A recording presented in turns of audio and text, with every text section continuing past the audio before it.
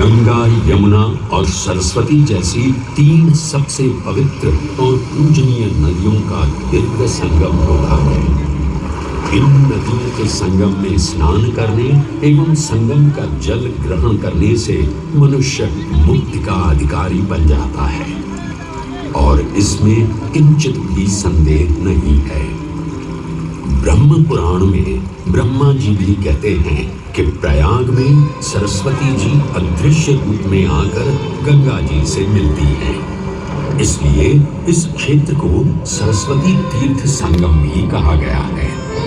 सरस्वती नदी के अदृश्य रूप से मिलने के पीछे भी एक पौराणिक कथा सुनने को मिलती है। ऐसा माना जाता है कि बद्रीनाथ क्षेत्र की गुफाओं में जब वेद व्यास जी भगवान गणेश को महाभारत की कथा सुना रहे थे, तब उस क्षण सरस्वती जी हिम शिखरों से टकराते हुए अपना मार्ग बनाती हुई बड़ी ही तीव्र गति से बह रही थी। सरस्वती नदी के इस तेज बहाव से उत्पन्न होने वाली तेज ध्वनि वेद व्यास जी का ध्यान भंग कर रही थी।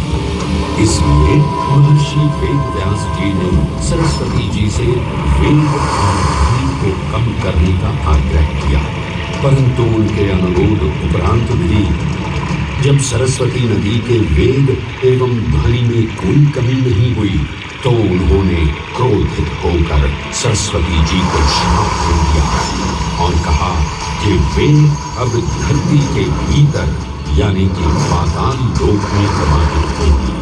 तब से ये माना जाता है कि हिम शिखरों से उद्गमित हुई सरस्वती नदी उत्तराखंड के माना गांव से आगे अपने अदृश्य रूप में प्रवाहित होती है। आगे चलकर यही अदृश्य रूपी मां सरस्वती प्रयागराज में गंगा एवं यमुना नदी से मिलकर त्रिवेणी संगम को पूर्ण करती है। ये प्रयाग नदी पवित्रता का उद्गम है, जिसके अंश हमें वेदों एवं पुराणों में भी मिलते हैं, जिनमें वर्णित है सुरों असुरों द्वारा हुआ समुद्र मंथन।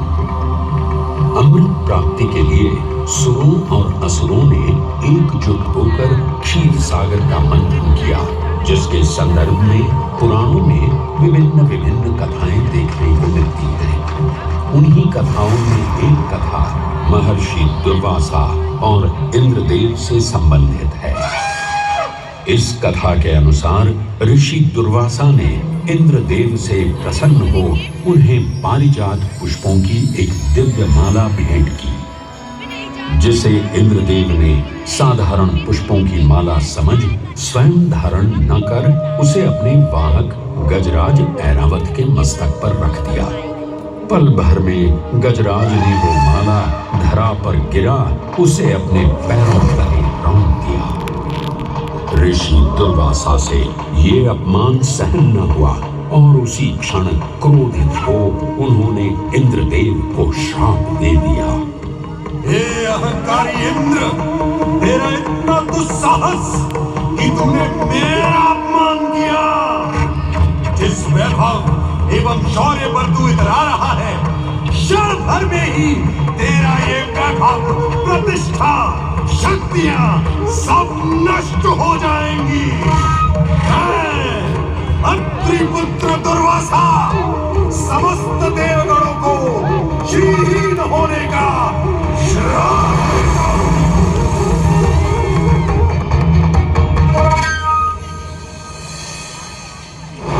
इस श्राप के परिणाम स्वरूप स्वर्गलोक से लेकर वैकुंठ धाम तक का सारा वैभव चला गया।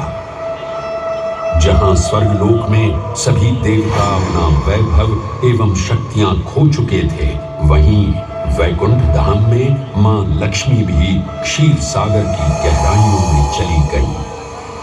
उनके जाते ही सृष्टि का संतुलन बिगड़ने लगा एवं असुर राजा बलि ने तीनों लोक अपने अधीन कर लिए।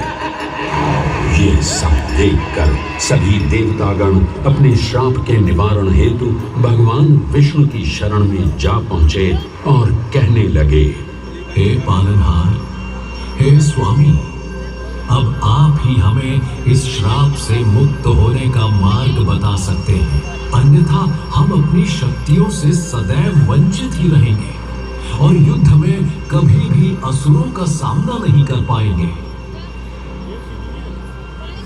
हे देवराज, ऋषि दुर्वासा के श्राप से सभी देवतागण जीवन मृत्यु के काल चक्र में बंध चुके हैं। इस काल चक्र एवं श्राप से मुक्त होने के लिए अब केवल एक ही मार्ग शेष है और वो है समुद्र मंथन। इस समुद्र मंथन से निकलने वाले रत्न ही आपके खोए हुए यश, वैभव और कीर्ति को पुनः स्थापित करेंगे।